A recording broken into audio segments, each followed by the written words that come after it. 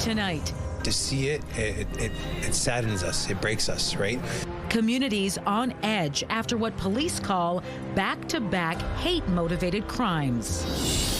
Also tonight, relief and trepidation. It's not over yet.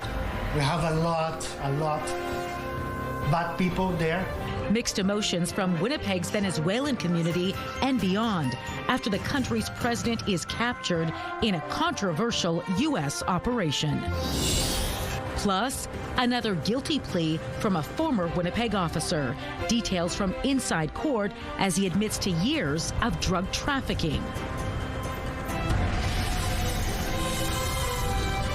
CTV News. Live from downtown Winnipeg with Marilee Caruso. Swastikas, broken windows, and messages of hate. Good evening. Thanks for joining us. Within 2 days, Winnipeg was hit with 2 incidents of hate-motivated crimes. Police say a synagogue was vandalized with graffiti Friday morning. Then on Sunday, a Palestinian-owned restaurant near Polo Park was vandalized by a man who left a message calling them terrorists. CTV's Harrison Shin is standing by live in studio with the latest. Harrison, what's been the reaction to all of this? Marilee, Winnipeg police are sending a strong message as well, saying these types of crimes do not have a place in the city. At both the synagogue and the restaurant, people are scared. 2 days, 2 locations vandalized. One with anti-Semitic graffiti, another windows smashed and racist message. Police have not connected them, but say there is no place for hate in Winnipeg. We take these events very seriously. I don't care if it's a broken window. I don't care if it's graffiti on a bus bench. With what's happening in our world today, we can't afford to not take these seriously, and we do. Police are investigating 2 incidents. Around 4:30 a.m. on Friday morning, several swastika symbols were sprayed on the Shaarei Zedek synagogue. What happened was an act to intimidate and frighten and isolate the Jewish community, and we will not let that happen. Then, around the same time on Sunday morning, a Palestinian-owned restaurant was hit. Windows were broken, and a message was left at Habibi's Cafe near Polo Park, saying, quote, "Leave our country, terrorists," and ending with a profanity. It's overwhelming. The amount of stress, the amount of the staff that are scared, my parents are scared. Winnipeg police said during a press conference Monday that dedicated hate crime investigators are looking into both incidents. Inspector Jen McKinnon stressed the investigations are in the early stage. Advocates for both the Muslim and the Jewish community are calling on all levels of governments to step up. What we need to see is clear action from our elected officials at all levels of government, right? So we need to see clear recognition of anti-Palestinian racism in its intersections with Islamophobia. Our politicians and our leaders need to be vocal and condemn it as much as they can. Police say anyone with information is asked to contact the Major Crimes Unit or Crime Stoppers. Harrison, how many hate crimes are reported here in Winnipeg in recent years? Marilee, Winnipeg police say we had 28 charges of hate-motivated crimes in 2022. In 2023, however, the number jumped nearly twice, 46 charges. In 2024, it was 44. Numbers for 2025 are not yet available. They said there could be more that haven't been reported. All right, thanks for this, Harrison. A Winnipeg semi-driver is dead after being hit by another rig south of Winnipeg. It happened around 1 in the afternoon Saturday on Highway 75, just south of St. Jean-Baptiste. Mounties say the driver, a 57-year-old man, had parked his semi on the side of the highway and gotten out of the vehicle when he was hit. He was pronounced dead at the scene. The driver of the other semi, a 33-year-old man from Winnipeg, was uninjured. RCMP are still investigating, but at this time say it's unknown why the driver got out of his vehicle. A disgraced former Winnipeg police officer admitted today to selling drugs to other officers and friends. Elston Bostock, who spent 22 years as a constable on the force, pleaded guilty to trafficking in court today. And these latest revelations come after Bostock admitted in November to other offenses, including causing indignity to human remains.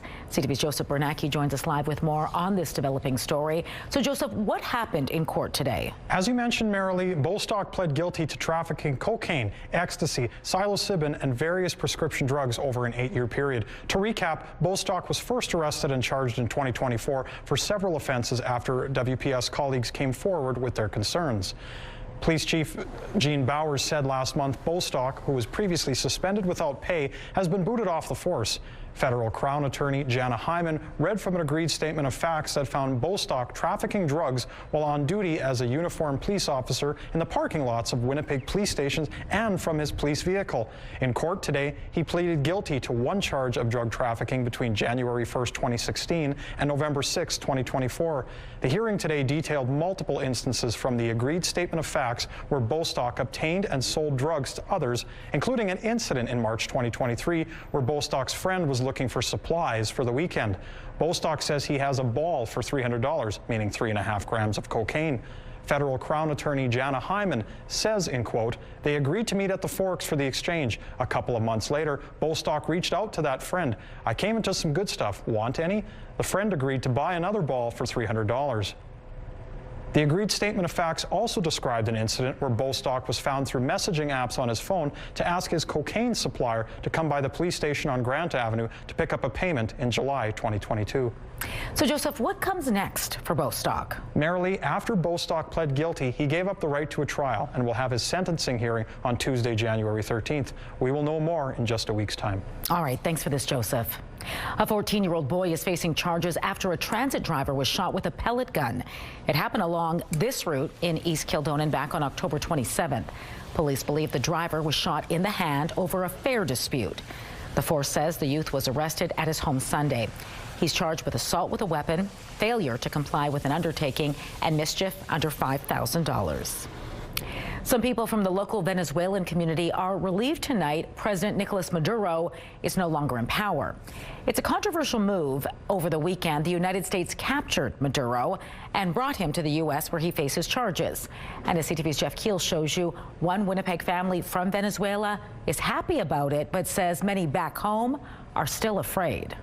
Luis Antonio Rodriguez Benito and his daughter Ana are closely watching the dramatic events unfolding in Venezuela. And we are glad when we see, oh, Maduro is out. I couldn't believe it, though. Yeah, we can't believe it yet, but you know, so many years. He's out. On Saturday, the United States announced they'd captured Venezuelan President Nicolas Maduro and brought him to the U.S. to face charges. Luis decided to leave Venezuela for Winnipeg with his daughter a decade ago, alleging there were several attempts by the Maduro government to take his home. The last straw was a threat late one night. I wake up in my own house, in my own bed, 12 o'clock at night with a gun in my head. So he and Ana are relieved Maduro is no longer in power. People in Venezuela, there's young people that have hope for the future. I'm happy. I know it's not, let's say, right thing to do, but I'm very thankful for Trump, for the States, the United States. Maduro has been accused of stealing the 2024 election in his country. Still, there are questions about the legality of the U.S.'s capture of Maduro. That's complete violation of international law and norms. A group rallied in Winnipeg Sunday against President Trump's decision, demanding action by the Canadian government. They must condemn the U.S. seizure of President Maduro, and they must demand his return. There are many Venezuelans who don't want Maduro returned, and while they are overjoyed he is gone, they are worried about what is now an uncertain future. And it's not over yet. We are not free. You know, the people inside Venezuela is not celebrate because they are afraid. Jeff Keel, CTV News Winnipeg. We will have much more on the ongoing fallout from Maduro's ouster, including the ramifications for us here in Canada a bit later. Now let's bring in Colleen Brady and get a first look at your Skywatch evening forecast. A bit of a reprieve from those very cold temperatures we've been experiencing tonight. Yeah, it was quite a cold end of the year and start to the new one that we're in now, of course. You'll notice this week, though, it will be a lot less so. Actually, temperatures will be back up above normal, minus single digits for much of the week. But what we've been seeing today will continue into tonight. I'll focus along the international border there too. That's where the radar is most active. But across the south tonight, there's the potential for snow, for freezing drizzle, for freezing rain, and for fog. I'll have more details on that and a look, of course, at those temperatures coming up the rest of the week. The Bathfitter Live Eye, the CTV Bathfitter Live Eye, that is, the exclusive home of the PermaFit solution. Look out there if you can. It's misty. It's -6. It feels like -10 with the wind chill. Winds out of the south-southeast at 10 kilometers an hour. The pressure is dropping and the humidity right now, Marilee, is 96%. Thanks, Colleen. A woman has died in custody at the Women's Correctional Center in Headingley.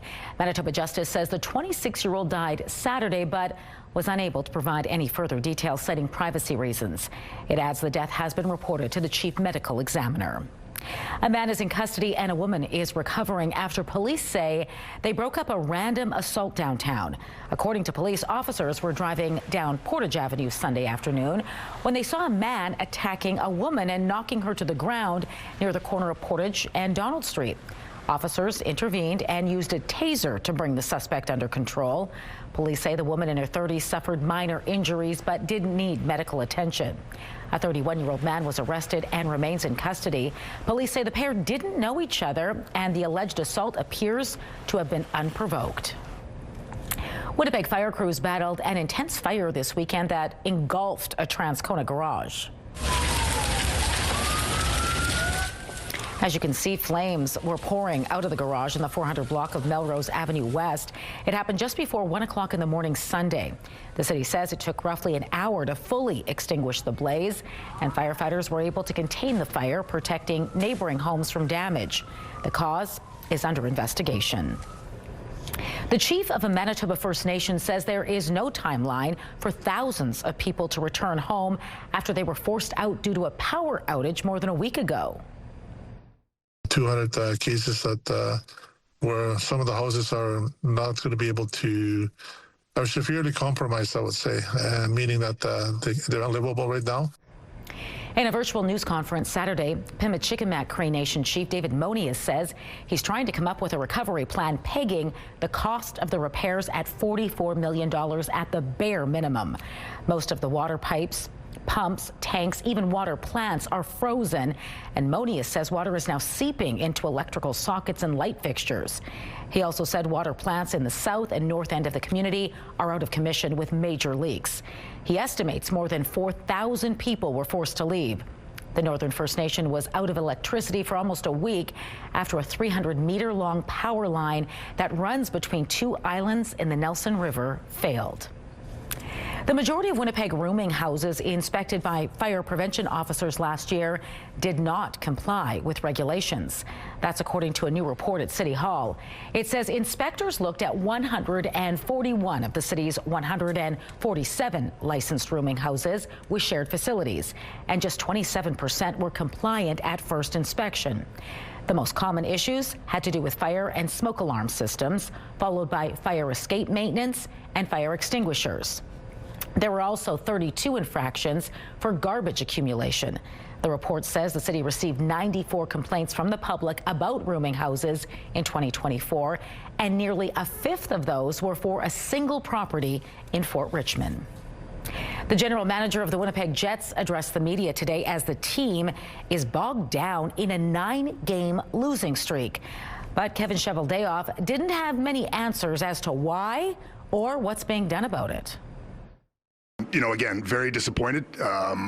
You know, didn't necessarily see it coming. But if you look at all the different things, it's a tough league to win in, and certainly the situation that we're in with, be it 1-goal games, be it giving not maybe playing to the defensive structure that has become our signature for the last couple of years. All of a sudden you find yourself in this predicament. Chevy added it's up to everyone in the organization to find ways to get better as the team works to climb out of the basement 1 year after being ranked the best team in the league. He was also non-committal about asked when calling up players not currently on the roster, such as prospects from the Moose or elsewhere in the league, only saying conversations are ongoing. Chevy was also asked his thoughts on how head coach Scott Arniel is doing. Scott and his coaching staff, are working extremely hard. There's no ifs, ands about that. Again, I think there's a frustration level, with them as well. From a coaching perspective, again, they're trying to do everything that they can. From a management perspective, we have to look at different, avenues at some point in time here to see if there is something available. But again, it's not an ideal situation, and I know they feel the same disappointment that I do. After 40 games played, the Jets currently sit in last place in the NHL with a 15-24-4 record and 34 points. The team kicks off a 5-game homestand against the Vegas Golden Knights tomorrow at 8 p.m. The University of Winnipeg welcomed its first cohort of students into its new Indigenous language program today. Organizers say it's geared towards adults who maybe know a little Ojibwe and would like to build up their fluency. The 3-year program includes immersion classes along with some land-based learning. One assistant professor says the program is about more than just the practical aspects of learning another language. A lot of our people, my family as well, that the language got cut off. So my dad didn't learn it, and every family has that similar history of where did it get cut off somewhere, maybe because of residential school, or maybe they had to move to get a job somewhere else. So that's that we're healing, we're bridging that gap. The program was made possible by a $2 million funding boost from the province. Still to come tonight, fallout from this weekend's ouster of Venezuela's president is being felt far and wide. But it also says that we got to be very careful. Nicolas Maduro proclaims his innocence from a New York courtroom as Trump muses about the fate of other Latin American countries. Plus, what does this all mean for Canada? That's all coming up.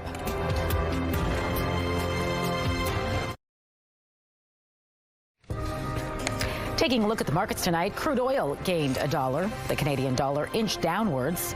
Gold jumped $121, while the TSX added 336 points.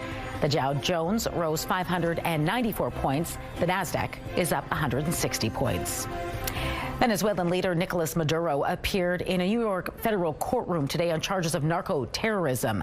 This after the United States captured him in a surprise military attack over the weekend. And now Donald Trump is putting other countries on notice. CTV's Joy Melbourne is in Washington with the details. Dramatic images show Nicolas Maduro, who days ago was Venezuela's president, handcuffed and escorted by police officers. He and his wife Celia Flores charged in the U.S. with narco-terrorism conspiracy, cocaine importation, and weapons offenses. Maduro defiantly told the judge in Spanish, "I was captured at my home in Caracas, Venezuela. I am innocent. I am not guilty. I am still the president of my country." Maduro's lawyer attacked the U.S. military raid, the abduction and arrest, as many question, was this even legal? Demonstrators lining the courthouse. Some celebrated President Trump for bringing down a brutal dictator. Others pleaded no more war. At the UN Security Council, several nations condemned the Trump administration's military raid, calling it a breach of international law. I remain deeply concerned that rules of international law have not been respected. The Charter enshrines the prohibition of the threat or use of force against the territorial integrity or political independence of any state. Still, President Trump's not backing down. We're going to run it, fix it. We'll have elections at the right time. Last night, insisting America will tap into Venezuela's rich oil supply, warning Maduro's acting President Delcy Rodriguez to cooperate or else. If they don't behave, we will do a second strike. And boldly issuing new threats against Mexico, Greenland, and Colombia. Colombia is very sick, too, run by a sick man who likes making cocaine and selling it to the United States, and he's not going to be doing it very long. The White House claims its actions are justified and will brief lawmakers tonight. As for Maduro, he's claiming diplomatic immunity, and this will not be a swift trial. He's back in court March 17th. Joy Melbourne, CTV News, Washington. Denmark's prime minister is calling on Donald Trump to stop making threats about taking over Greenland. He was reacting to a post by Katie Miller, the wife of Trump's deputy chief of staff, Stephen Miller. It shows Greenland covered with an American flag and the word soon. And on Air Force One last night, Trump had this to say. We need Greenland from a national security situation. It's so strategic. Right now, Greenland is covered with Russian and Chinese ships all over the place. We need Greenland from the standpoint of national security. And Denmark is not going to be able to do it, I can tell you. I think it's a good communication. You know what Denmark did recently to boost up security in Greenland? They added one more dog sled. It's absurd, and I think he's the archetype of greed, and we need to push back and let him know that this is not for him. And yeah, it's just madness. The suggestion Trump's actions are all about getting control of Venezuela's oil reserves and the fact he's openly threatening the sovereignty of other countries like Colombia, Mexico, Greenland came into sharp focus in this country today. CTV's Rachel Aiello reports on the role of oil and the implications for Canada.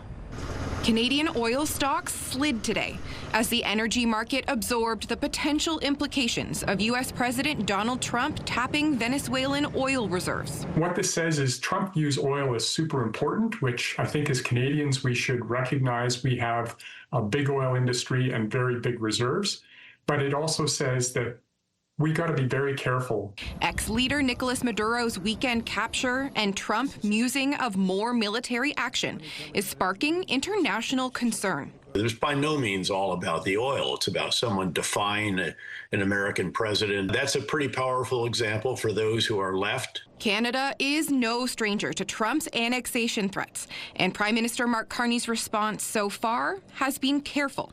But the president's former national security advisor says he doesn't think this country is at risk. I think any kind of move against Greenland or even more far-fetched against Canada would be the end of the NATO alliance. It would do incalculable damage, not just to the United States, but to the entire Western world. Carney spoke to Venezuelan opposition leader Maria Corina Machado on Sunday, pledging Canada's support for a peaceful, negotiated, and Venezuelan-led transition process.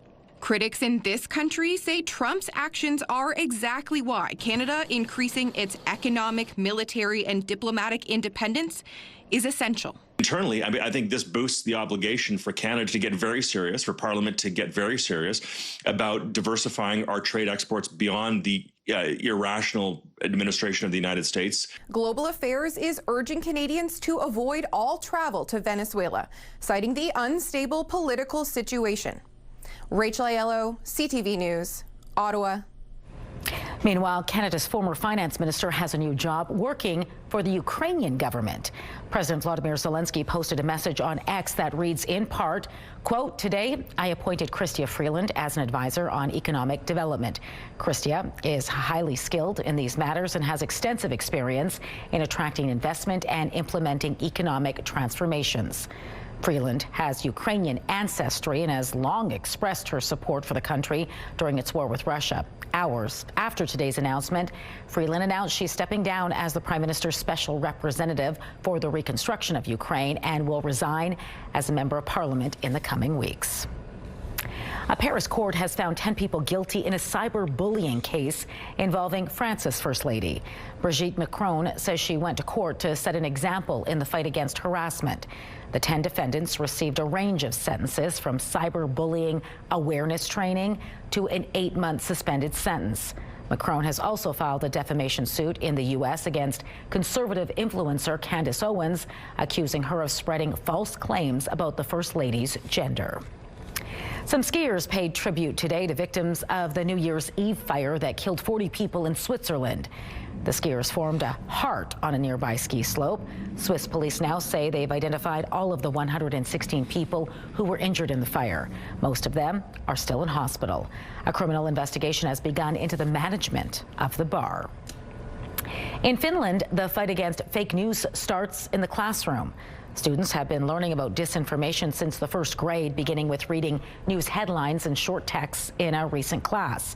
They were tasked with coming up with 5 main things to look out for when consuming online news to ensure it's trustworthy.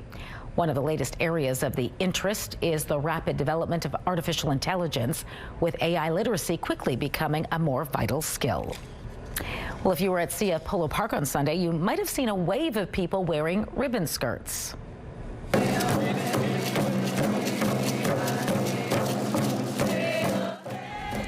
The 4th annual National Ribbon Skirt Day event was held Sunday in the mall's center court. It stems from the story of 10-year-old Saskatchewan girl Isabella Kulik, who was shamed because she wore the skirt to school. One of the organizers for this year's event, Sandra Delaron, says each of the skirts have personal meaning for everyone.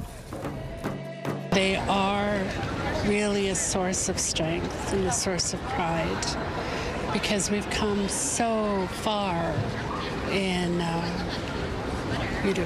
reclaiming our place that part of that reclamation is being comfortable expressing who we are as Indigenous women, girls, and gender diverse people. National Ribbon Skirt Day was recognized after Manitoba Senator Mary Jane McCallum's bill got royal assent in 2022. A TV that knows what you want to watch. The annual Consumer Electronics Show starts tomorrow, but we're already getting a sneak peek at some of the big reveals. Stay with us. And in early January in Winnipeg, the normal daytime high for this time of year is right around minus 13 degrees. That's closer to some of our overnight lows this week, so much milder week ahead, including after the mild conditions today. Up to minus 2 on Wednesday in the sunshine. Thursday, more sunshine, up to minus 4. A nice weekend shaping up. But first Friday, minus 7 degrees under a mix of sun and cloud. A mix of sun and cloud continues right through the weekend. Minus 9 Saturday, back up to minus 4 by Sunday.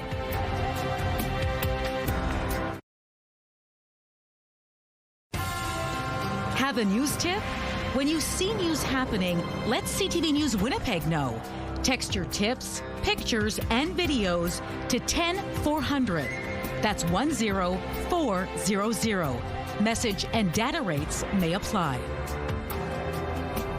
The annual Consumers Electronics Show begins in Las Vegas tomorrow, and Samsung is among those offering a preview with a major reveal for TV lovers. The tech giant is showcasing its 130-inch micro RGB television.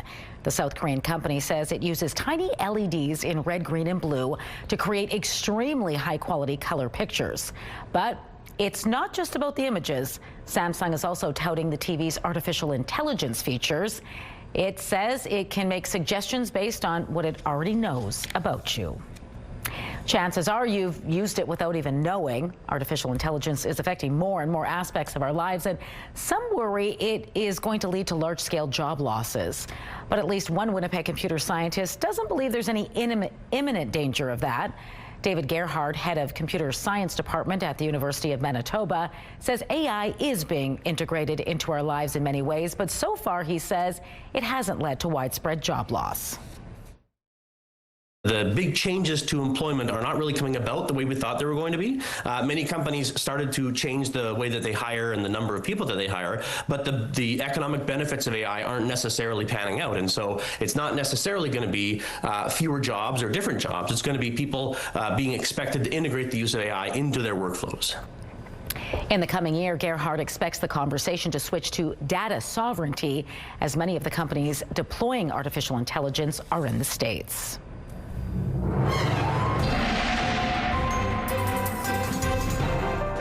CTV Skywatch weather brought to you by South Beach Casino and Resort. Visit southbeachcasino.ca. Colleen Brady back now with your complete Skywatch forecast. Are these mild temperatures going to stick around for a bit? They are throughout much of the week, well above normal. As I mentioned earlier, normal's around minus 13. That's closer to our overnight lows ahead some nights tonight. So enjoy it, but it's a mixed bag. It comes with some pretty mixed sky conditions. We've already been seeing that throughout the day.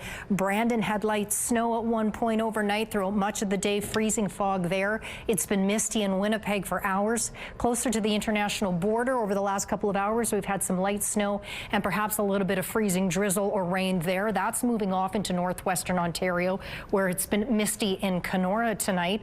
Now across the north, the disturbance is going to bring a little bit of light snow, not significant amounts, and this will wind down throughout the course of the night from west to east. But look at this. By the time we get a little later on into this evening, the risk for freezing drizzle or freezing rain does increase for a few hours overnight, still popping up to the east of Winnipeg and off into northwestern Ontario. Meanwhile, that snow continues to come down lightly in the north, but almost like a curtain being pulled from west to east across the province. The sky will clear up overnight in many areas, particularly on the western side. But look at this as we go throughout the day.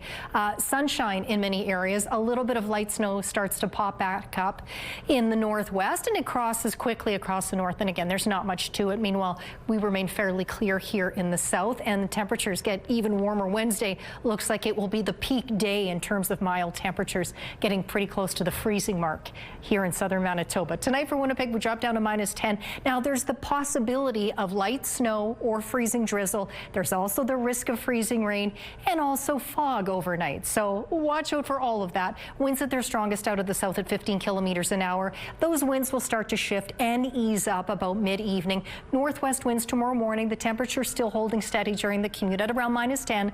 And again, cloudy for the most part. Watch out for fog. There is the chance, albeit a lesser chance, but we can't rule out snow or freezing drizzle. And if we see that, that could make roads and highways slippery. -8 in the afternoon under a mix of sun and cloud under those winds out of the southwest at 15 kilometers an hour. Overnight in Churchill, there's a good chance of flurries. Further south, Gillam, Island Lake, and then over into Thompson, look for light snow this evening. Thompson drops to -25 tonight, a mix of sun and cloud there, -18 degrees. Island Lake, cloudy tomorrow with a high of -15. In the northwest tonight, that light snow passing through again. These aren't significant amounts, but these overnight lows for most areas in the mid-20s, and then tomorrow more cloud than sun. Daytime highs in the mid-teens for most areas. A touch cooler in Lynn Lake with a high of -18. In the southwest tonight, again, like here in Winnipeg and the southeast, watch out for a little bit of light snow. It's possible. Freezing drizzle, freezing rain, all potentials, and fog as well around the region, but including in Brandon and Neepawa down to -13. Now the chance of snow is a little higher through Dauphin, but particularly up into Swan River. Tomorrow cloudy around the region, but look at this, -5 for Brandon, Dauphin -6. Winnipeg in the southeast tonight, again, all manner of precipitation possible between the freezing rain, the freezing drizzle, the light snow, and maybe even fog. A little less so the chance inside the city, but we can't rule it out. But do watch for fog inside Winnipeg as well. -9, -10 the lows. Cloudy or a mix of sun and cloud with mild temperatures tomorrow. And in northwestern Ontario, similarly, there's the potential for that freezing rain or drizzle tonight, and fog too. Overnight lows -8, -9 degrees. Now, a lot of folks sent in great photos that they, I believe, thought were hoarfrost. Well, you can't be blamed. They look very similar, that hoarfrost does, to rime ice. Quickly, here's a look at the differences. Now, hoarfrost forms more in clear, calm, cold conditions. We didn't have that last night. We had the conditions possible for rime ice, where it's low cloud and foggy conditions.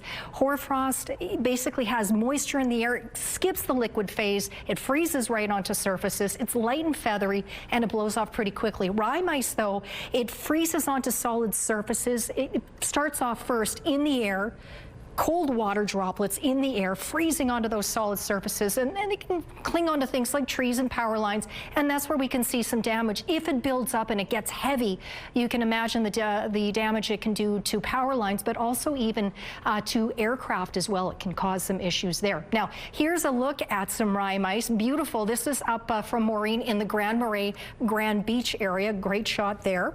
And this other one, too, looks like some beautiful rime ice out in the Meadow Portage area. That's a narrow strip of land between Lake Winnipegosis and Lake Manitoba. That beautiful shot is from Charla. Send us yours to winnipegweather@ctv.ca. The month of January can be really tough when it comes to sadness, blues, symptoms of depression. And children especially may need help addressing their feelings. Next in Medical Watch, some tips to help your kids beat the post-holiday slump.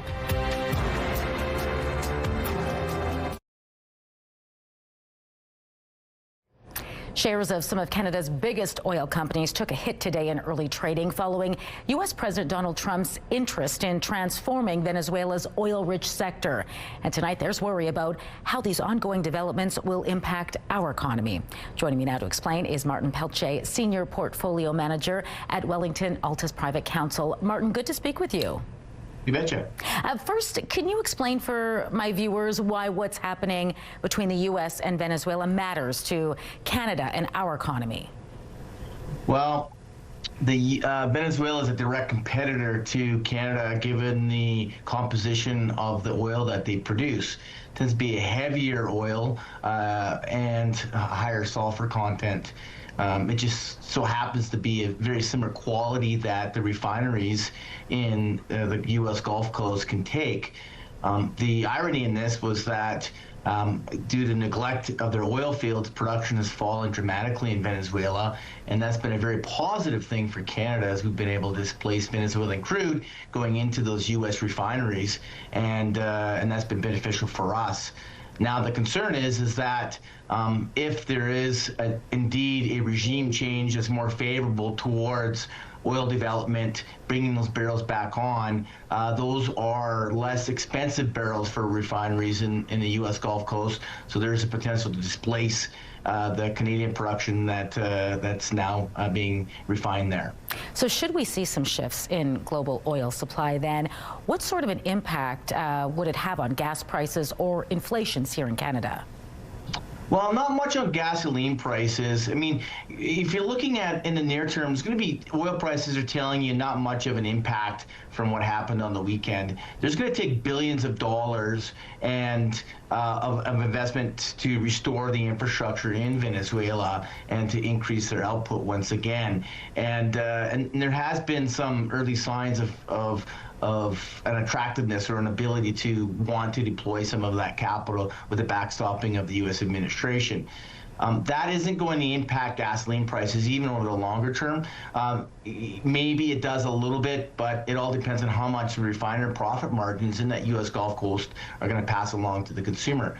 Where it does hurt Canada is if we start to lose those barrels, it starts to impact our fiscal balance. And what I mean by that is the federal government right now collects about $20 billion per year of taxes on these Canadian producers. In Alberta, on royalties, it's $34 billion a year. So this is quite material for the country. And if we lose 1 to 1.5 million barrels a day to Venezuela, as that displaces Canadian production or lowers the price that we receive, that means less dollars, less revenue dollars, which is much needed in these times in Canada, especially given the tariff threats that we're facing. What could happen to our economy if the U.S. buys less Canadian oil then? Well, as I just mentioned, look at the tax revenue that's going to be lost. The industry supports 400,000 jobs. You have a situation where BC is becoming more and more uninvestable given some of the situations we're seeing with the land claims. Ontario is in a real pickle given the tariffs are targeting segments of their economy, such as manufacturing and steel, that are really hurting them, and then the U.S. and the housing market rolling over. That leaves Alberta to carry the torch here, and Saskatchewan as well, and parts of BC. And if oil prices drop, they already have the last year, and if they continue to see pressure from additional barrels being brought on from Venezuela over the longer term, that's going to hurt our economy. A lot of eyes on this, Martin. Thanks so much for weighing in tonight and sharing your thoughts. You betcha. Take care.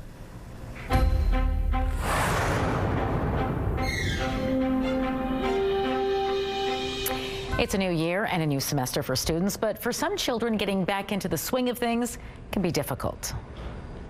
The month of January can be really tough when it comes to sadness, blues, symptoms of depression, and it's a combination of a lot of things.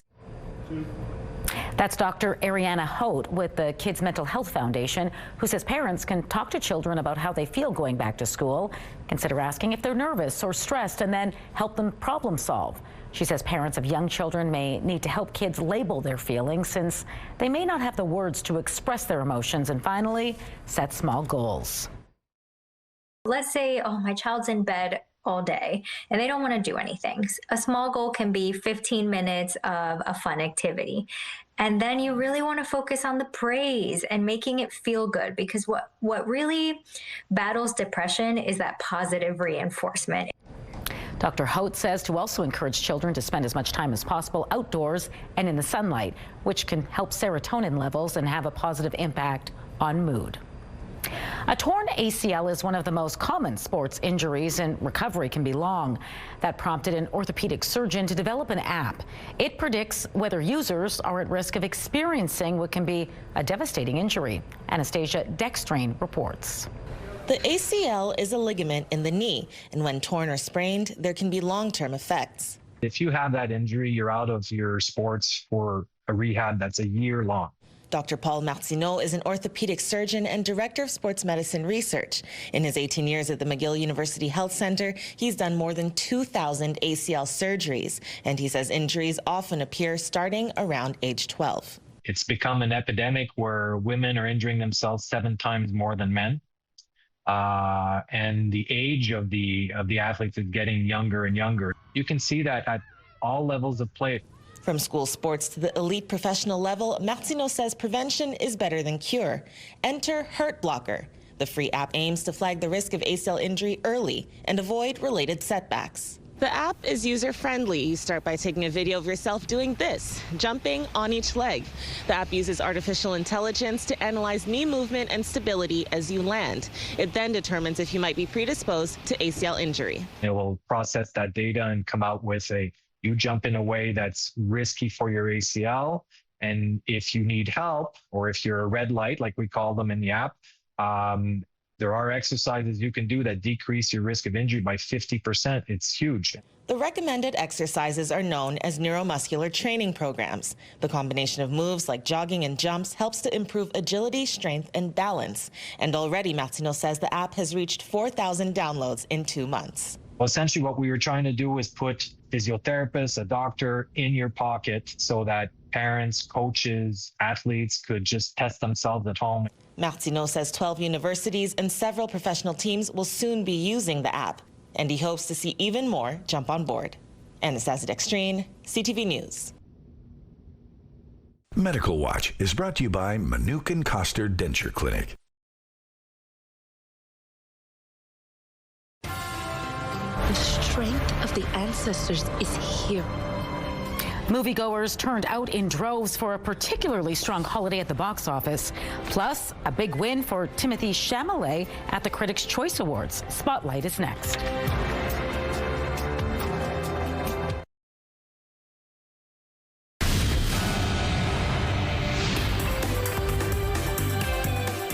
Spotlight, sponsored by the Casinos of Winnipeg, presenting Big Sugar. James Cameron's latest Avatar film has crossed a major milestone at the box office.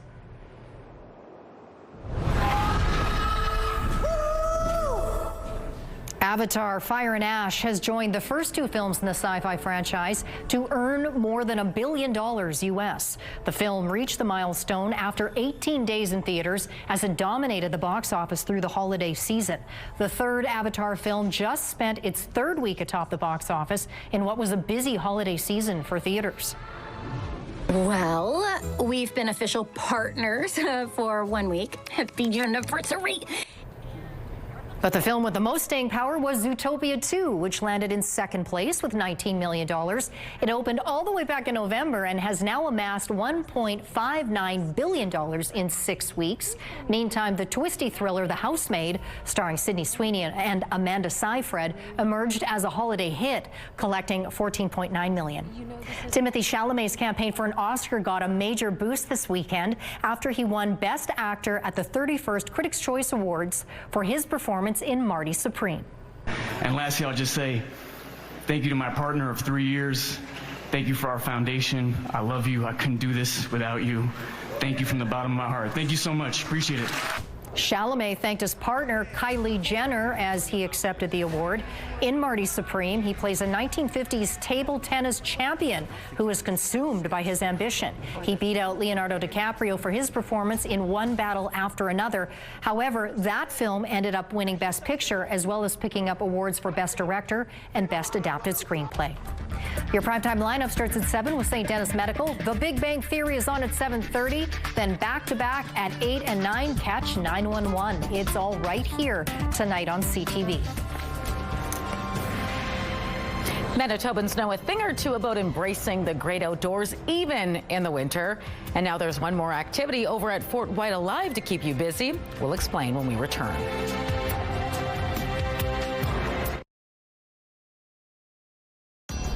Women's clothing provided by RW & Company. Salon services provided by S&T Spa Salon. -6 in Winnipeg right now. It's misty, light winds out of the south-southeast at 10 kilometers an hour. The wind chill makes it feel a touch cooler, like -10. The highest temperature is the current one, -6 degrees. The normal high is -13, but check how cold we were on this day 1 year ago. Nearly -21 was the high temperature. Tonight we drop down to -9. Along the way, watch out for light snow, freezing drizzle, freezing rain, maybe even fog overnight. We might see a touch of that tomorrow morning. Otherwise, a mix of sun and cloud, up to -2 in the sun on Wednesday. Nice conditions really for the rest of the week. Thanks, Colleen. Fort White Alive brings in visitors year-round. In the winter, you can skate, ski, and toboggan down a slide right onto the frozen lake. And soon, you'll have another option, ice fishing. The Fort White ice fishing experience will operate throughout the winter and is for people of all experience levels. Everyone from people trying ice fishing for the first time to families looking for a new outdoor activity during the long winter months. And you won't have to spend the entire time exposed to the elements. There will be warm tents available with guided ice fishing and storytelling options. Dates and booking information is expected to be released in the near future. I'm sure those are going to fill up fast. It'll be a busy place. Yeah, another fun thing to do until we get to summer. But we're a little closer this week. You might not even need that warm-up tent this week if you're out there ice fishing. Well, you know where I stand. That's right. All right. Have a good one. We'll see you back here tomorrow.